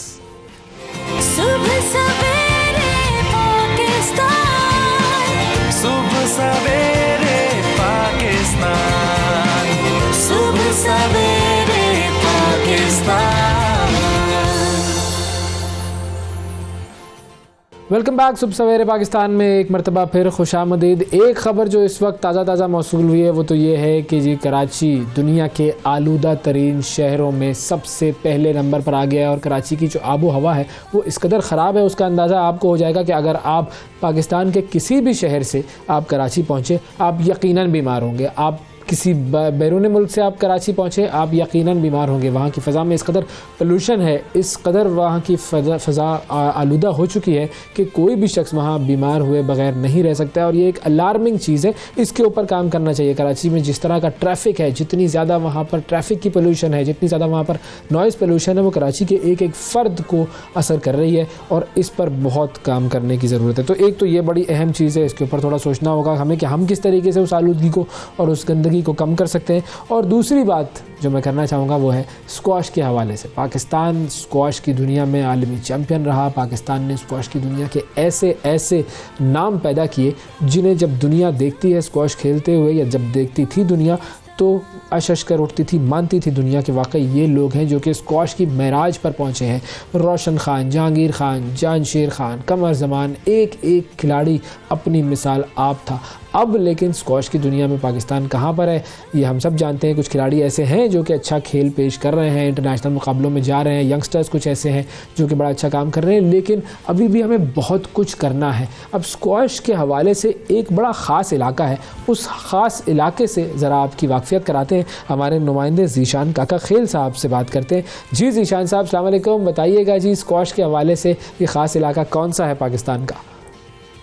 जी शिफ़ा और अवैस, सुबह बख़ैर। आज मैं आपको एक ऐसे खिलाड़ी के साथ मिलवाने जा रहा हूँ जिनका ताल्लुक़ एक ऐसी फ़ैमिली से है जिन्होंने पाकिस्तान का नाम जो है स्क्वाश के मैदान में रोशन किया है। कमर ज़मान साहब का ताल्लुक़ जो है वो पेशावर से है, और पाकिस्तान का नाम स्क्वाश के मैदान में दुनिया भर में जो है वो रोशन किया। उनका पोता जो है वो नूर ज़मान, वो भी उसी के नक्शे कदम पर चल रहा है। कई बार चैम्पियन होने का एजाज़ हासिल किया है। इस वक्त हमारे साथ नूर ज़मान मौजूद है, उनसे जानते हैं। ये बताएं कि आपकी उम्र क्या है और कौन कौन से एजाज़ किस किस मुल्क में जीते हैं? मेरी उम्र 18 है और मैंने मलेशियन जूनियर, बोर्नियर junior, Qatar junior, Doha junior और यूएस जूनियर में सिल्वर मेडलिस्ट हूँ मैं और ब्रॉन्ज मेडलिस्ट 2 दफ़ा ब्रिटिश जूनियर में रह चुका हूँ और recently 2 time Asian junior champion हूँ। ये बताएं कि आपका गोल क्या है, क्या इंशाल्लाह दोबारा आपका यही अज़म है कि पाकिस्तान को नंबर 1 बनाऊँ स्क्वाश के मैदान में? गोल यही है कि मेहनत की गेम, इंशाल्लाह मेहनत करूँगा और आगे जाके जिस तरह मेरी दादा ने नाम रोशन किया, इस तरह मैं भी आगे जाके पाकिस्तान का नाम रोशन करूँ। कितने घंटे प्रैक्टिस आप करते हैं? कितना मुश्किल गेम है स्क्वाश? स्क्वाश तो बहुत टफ गेम है, दुनिया की सबसे टफ गेम है और मैं प्रैक्टिस दिन के 6 घंटे करता हूँ। जी बिल्कुल, जैसा कि आपने सुना नूरजमान से कि ये रोज़ाना 6 घंटों तक प्रैक्टिस करते हैं।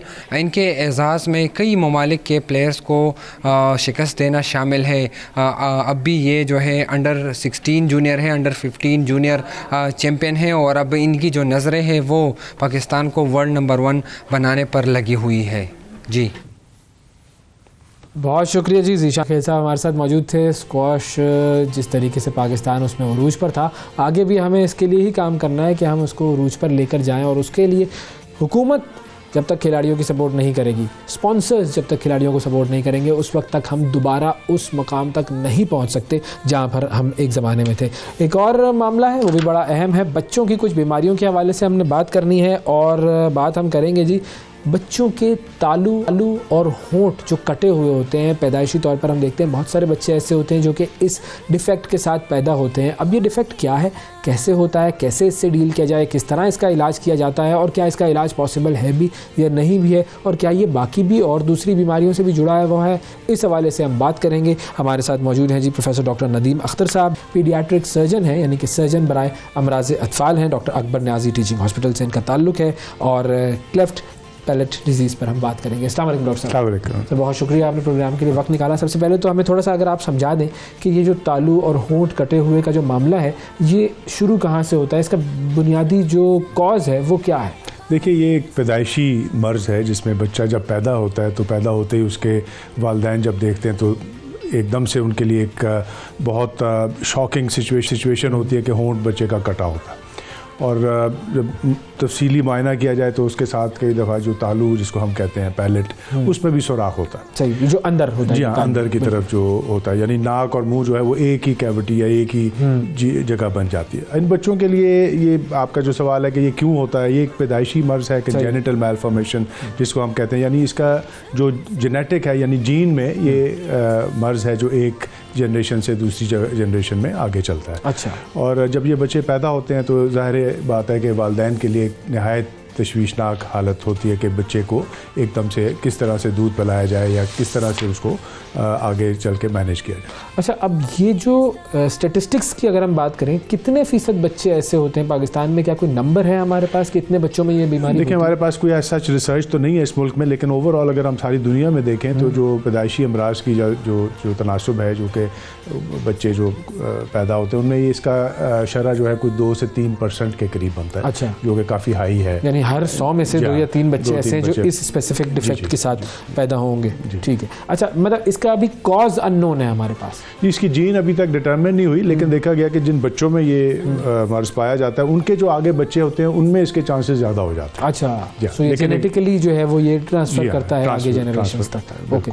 और क्या और बीमारियां भी इससे कनेक्टेड होती हैं कि अगर ये है बच्चे को, यानी उसका ताल्लु या होंठ कटा हुआ है, तो उसको और बीमारियां और या डिफेक्ट्स होने का भी अंदेशा होता है? देखिए, जैसे आपने सवाल में जवाब भी इसी में ही है कि जो अगर कुदरत एक मर्ज़ पैदा कर सकती है तो उसके साथ और अमराज जो है वो भी मुंसलिक हो सकते हैं।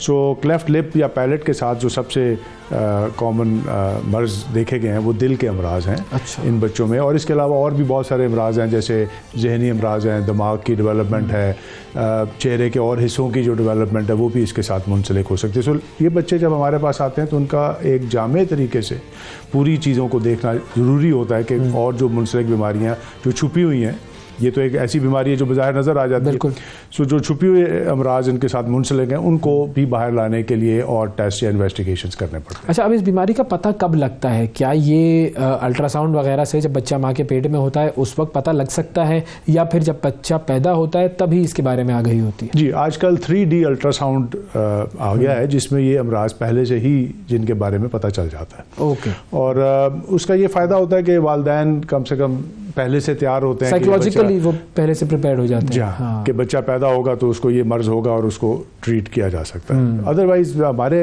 माशरे में जहाँ 3D अल्ट्रासाउंड अभी बहुत हर जगह अवेलेबल नहीं है, तो ये अक्सर यही होता है, बच्चा जब पैदा होता है तो वालिदैन जब उसको या डॉक्टर जब देखते हैं तो वहाँ से ये बीमारियाँ जो हैं वो पिक होती हैं। सही। अच्छा, अब एक बच्चा जब इस बीमारी के साथ पैदा होता है तो सबसे पहला स्ट्रेस तो वालिदैन के लिए होता है, वो स्ट्रेस से कैसे डील करते हैं और क्या उसकी भी कोई काउंसलिंग मौजूद है? जी हाँ, ये एक सबसे इम्पॉर्टेंट चीज़, क्योंकि ज़ाहिर है एकदम से तो सर्जरी नहीं की जाती बच्चे की या ट्रीटमेंट नहीं की जाती, लेकिन सबसे पहला जो चीज़ है वो वालिदैन के लिए एक जहनी तनाव शौक है। और जहाँ तक भी मैंने देखा है कि बच्चों को वो इस तरह से लपेट के रखते हैं या उसका चेहरा नहीं दिखाते दूसरे घर में जो रिश्तेदार होते हैं, कि उनको भी पता ना चले कि बच्चे को ये बीमारी है। तो यानी वो इतने जहनी शदीद तनाव, और जब हमारे पास क्लिनिक में या हॉस्पिटल में ये पेरेंट्स बच्चों को लेके आते हैं तो उनके बोलने के तरीके से या उनके चेहरे के जो तासुरात होते हैं उससे पता चलता है कि ये शदीद जहनी दबाव का शिकार है। सही है। और फिर उनकी ज़ाहिर है बच्चे का इलाज एक तरफ और फिर उन पेरेंट्स की काउंसलिंग एक तरफ। पेरेंट्स को बैठ के काफ़ी तफसीली तरीके से एक सेशन हम उनके साथ करते हैं, जिसमें उनको सबसे पहले ये चीज़ बावर कराई जाती है कि ये एक काबिल इलाज मर्ज़ है, इसका पूरा ट्रीटमेंट मौजूद है और उसको अगर ये फॉलो करें तो ये बिल्कुल जैसे नॉर्मल बच्चा या किसी भी और बच्चा है उस तरह से ये नॉर्मल हो सकता है। सही है। अच्छा, अब मुझे बताएं इसके इलाज की तरफ हम आते हैं कि इसका जो इलाज है वो क्या है, कैसे होता है, कितना महंगा है, कितना टाइम कंज्यूमिंग है? देखिए, इसमें दो हिस्सों में मैं इसको आपके सवाल को डिवाइड करूंगा, क्योंकि क्लेफ्ट लिप और क्लेफ्ट पैलेट यानी तालू का सुराख और होंठ का कटा हुआ, ये दोनों अलग है और लेकिन दोनों मुंसलिक हैं। होंठ कटा जब होता है उसके साथ ये एसोसिएटेड यानी हो सकता है कि तालू में भी सुराख हो। जो सबसे ज़रूरी चीज़ है, सबसे पहली चीज़, जैसे आपने ऑलरेडी साइकोलॉजिकल काउंसलिंग या उनके जहनी जो उस बीमारी के बारे में प्रेशर्स हैं जहन के ऊपर, उनको दूर करना सबसे ज़रूरी है। उसके बाद ज़रूरी चीज़ है कि बच्चे की जो खुराक है उसको इस्टेब्लिश किया जा सके, यानी बच्चा दूध पी सके। अगर वो माँ का दूध पी रहा है या बॉटल फीड कर रहा है तो उसमें उसको शदीद दुश्वारी का सामना करना पड़ सकता है। तो उसके लिए ख़ास किस्म की बॉटल्स मिलती हैं, मार्केट में अवेलेबल हैं यहाँ पाकिस्तान में, और उसकी कॉस्ट भी ज़्यादा नहीं है। एक ख़ास निप्पल्स आगे लगती हैं जिससे बच्चे को फीड किया जाता है। इन बच्चों को जो माँ का दूध है वो भी दिया जा सकता है, वो या तो उसमें टाइम ज़्यादा लगता है बच्चे को दूध लेने में, या बच्चे का माँ का दूध जो एक्सट्रैक्ट करके भी बच्चे को दिया जा सकता है। सही। सो इन बच्चों को जब फीडिंग एक दफ़ा इनकी इस्टेब्लिश हो जाए तो जो होंठ का कटा हुआ जो क्लेफ्ट लिप जिसको कहते हैं, उसका ऑपरेशन का जो टाइम है वो 3 महीने पे किया जाता है, और जो तालू में सुराख है वो हमारे मुल्क में 6 से 9 महीने में उसका इलाज किया जाता है। सो वालिदैन के पास एक काफ़ी टाइम होता है जिसमें वो अपने आप को जहनी तौर पे तैयार कर सकते हैं। बाकी आपका जो सवाल था कि इसकी कॉस्ट, ये इतना महंगा ऑपरेशन नहीं है। अच्छा। इसमें हमारे यहाँ जहाँ भी बच्चों की सर्जरीज़ होती हैं, जो भी पब्लिक सेक्टर में या गवर्नमेंट के हॉस्पिटल्स अवेलेबल हैं, जब बच्चों के या अतफाल के सर्जरी के शोबे मौजूद हैं, वहाँ पर ये ऑपरेशंस जो है कामयाबी से किए जाते हैं और रूटीन में किए जाते हैं। और ये क्या कोई ख़ास एज होती है जिससे पहले इसका इलाज किया जा सकता है, या किसी भी एज में हो सकता है ये सर्जरी? देखिए, मैंने तो अपने 36 साल के कैरियर में ऐसे पेशेंट्स भी देखे हैं जो अपने बच्चे का ऑपरेशन करवाने आए, क्लेफ्ट लिप का पता चला कि वालिद को भी क्लेफ्ट लिप था और उसने ऑपरेशन नहीं करवाया किसी वजह से। सो हमने उनका भी ऑपरेशन किया। लेकिन जैसे मैंने कहा कि 3 माह जो है वो सबसे अच्छी उम्र है क्लेफ्ट लिप को ऑपरेट करने के लिए। उसकी वजह यह है कि आगे चल के फीडिंग में प्रॉब्लम नहीं होता, उसके रिजल्ट्स बहुत अच्छे होते हैं जितना जल्दी ऑपरेशन किया जाए। लेकिन 3 माह से पहले भी नहीं किया जाता, और इस दौरान में और जो बीमारियां मुंसलिक होती हैं उनका भी जांच पड़ताल कर ली जाती है। और तालू का जो ऑपरेशन है ये 6 से 9 माह की उम्र में कर देना चाहिए, और ताकि बच्चा जब बोलने लगे तो उसको स्पीच में कोई प्रॉब्लम ना हो। और फाइनली ये कि अगर किसी बच्चे का ये इलाज नहीं हुआ है तो उसकी केयर में और उसकी ज़िंदगी को किस तरीके से उसके माँ बाप जो है वो बेहतर बना सकते हैं अगर इलाज की तरफ वो नहीं गए हैं तो? देखिए, अगर किसी भी वजह से बच्चे का इलाज नहीं हुआ तो इलाज फिर भी करवाना चाहिए, और ये इलाज मौजूद है। क्लेफ्ट लिप या होंठ कटा हुआ की भी सर्जरी की जाती है, किसी भी एज में की जा सकती है। इसी तरह जो तालू कटा हुआ उसकी भी सर्जरी की जा सकती है। गो के रिजल्ट्स में फ़र्क आ सकता है, टाइम ज़्यादा लग सकता है। और ये सक्सेसफुल कितनी होती है? सॉरी, एक चीज़ मेरे जहन में सर्जरी जो है वो कितनी सक्सेसफुल? ये 100% सक्सेसफुल, 100% सक्सेसफुल सर्जरी है, और इसमें कोई बच्चे की ज़िंदगी को कोई ख़तरा नहीं होता। सो वालिदैन के लिए यही मैसेज है कि वो बच्चों को इन बीमारियों से घबराएं नहीं और जाके इनका इलाज करवाएं। सही है। और कोई स्पेसिफिक खास केयर की ज़रूरत नहीं होती इस पूरे सर्जरी के बाद कोई ऐसी खास केयर की ज़रूरत नहीं होती। जो क्लेफ्ट लिप की सर्जरी है इसमें आजकल तो हम डे केयर में भी करते हैं, यानी बच्चे को आप लेके आते हैं, अच्छा। ऑपरेशन होता है और उसके 2 घंटे के बाद बच्चे को घर भेज दिया जाता है। वेरी इजी, फिर तो जी हाँ, बहुत आसान है। और जो तालू कटा हुआ है उसमें 1 दिन के लिए या मैक्सिमम 2 दिन के लिए बच्चे को अस्पताल में दाखिल रखना पड़ता है एंटीबायोटिक्स देने के लिए और उसके फ्लूइड्स के लिए। बहुत शुक्रिया अदा करेंगे जी। डॉक्टर नदीम हमारे साथ मौजूद थे और बच्चों के जो होंठ कटे हुए होते हैं और तालू कटे हुए होते हैं उसके हवाले से आगाही फराहम कर रहे थे। अब ज़रा कुछ सियासत की तरफ नज़र डालते हैं और तैमूर झगड़ा साहब हमारे साथ मौजूद हैं, पाकिस्तान तहरीक इंसाफ के सीनियर रहनुमा। अस्सलाम वालेकुम तैमूर साहब। अस्सलाम वालेकुम जी, आपको आपका नया शो मुबारक हो। सर बहुत शुक्रिया प्रोग्राम के लिए आपने वक्त निकाला। सबसे पहले तो ये बताएं कि ये जो गिरफ्तारियां हैं इसको क्यों अवॉइड कर रहे हैं खान साहब?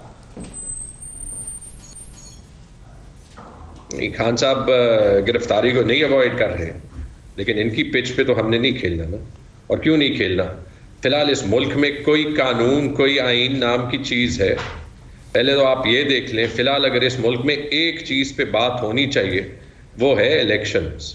और क्यों?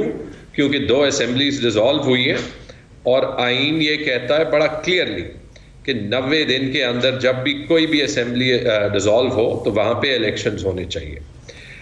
जब पूरी हुकूमत इलेक्शन से भागने के लिए हर एक चीज़, हर एक हरबा इस्तेमाल कर रही है, अरेस्ट से लेके, केसेस से लेके, प्रोपेगेंडा से लेके, खान साहब को टीवी से हटा के, तो और ऐसे वक्त में जब यहाँ पे रिकॉर्ड महंगाई है, जब हुकूमत एक जो चीज़ करने आई थी कि IMF के साथ एक मुआहदा करे वो ख़त्म नहीं कर पा रही, तो फिर आप मुझे बताएं कि हम क्या करें।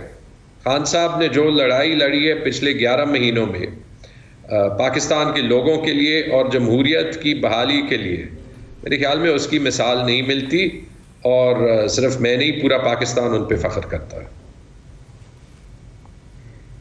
तो सर KP में अब इलेक्शंस में क्या कॉम्प्लिकेशंस हैं और आप लोगों को कुछ एतराज़ात भी हैं? यार एतराज़ात तो बहुत हैं। जो काबीना बनी है और जिस तरीके से वो काम कर रही है, एक एक बंदा उस काबीना का जो है वो PDM का मेंबर है। इसके बावजूद कि हमने एक चीफ मिनिस्टर चुना मशावरत से, जिस चीफ मिनिस्टर की जो पर्सनल रेपुटेशन थी वो बिल्कुल सही थी और बिल्कुल एक्सेप्टेबल थी। गवर्नर जो है वो पीछे से हुकूमत चला रहा, सारे सिटिंग मेंबर्स सबसे ज़्यादा JUI के, फिर ANP के, पीपल्स पार्टी के, PMLN के जो है वो काबीना में आ गए। लेकिन ये सारा कुछ छोड़े, इसके बावजूद हम इलेक्शन करके इनका सफाया करने के लिए तैयार हैं।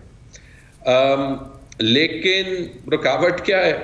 कभी गवर्नर कहता है कि मैंने कोर्ट को मैं जवाबदेह नहीं हूँ, कभी कहता है कि यहाँ पे सिक्योरिटी के मसले, सिक्योरिटी आज की देख लें और 2008-2013 की देख लें। कभी कहते हैं पैसों का मसला है, जो इलेक्शन 6-7 अरब रुपए में हो जाएगा उससे उसने 200 अरब रुपए का इलेक्शन बना दिया था। कभी कहता है कि सेंसस होना है। ये मुझे बताएं कि आइन में सेंसस इसलिए होता है कि इलेक्शन टाइम पे हो या इलेक्शन का सेंसस के लिए इंतज़ार करना पड़ेगा?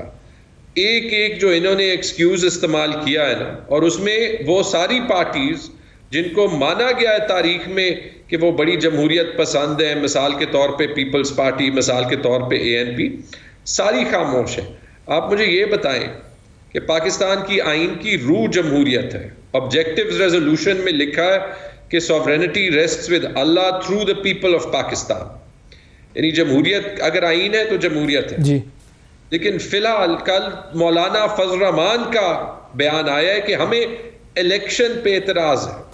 आप ये मुझे बताएं कि वो कौन सा सियासतदान होगा जिसका 1% भी पब्लिक के साथ वास्ता होगा, जो पब्लिक को फेस करने से डरता होगा। ख़ास तौर पे जब सारे सियासतदान पूरे पाकिस्तान के मिल जाएं और मिल के भी सिर्फ इमरान खान का अकेले में मुकाबला करने से डरे ना, तो मेरे ख्याल में आपको समझ आ जानी चाहिए कि पाकिस्तान की सियासत इमरान खान ने हम इलेक्शन होना बाकी है। सही।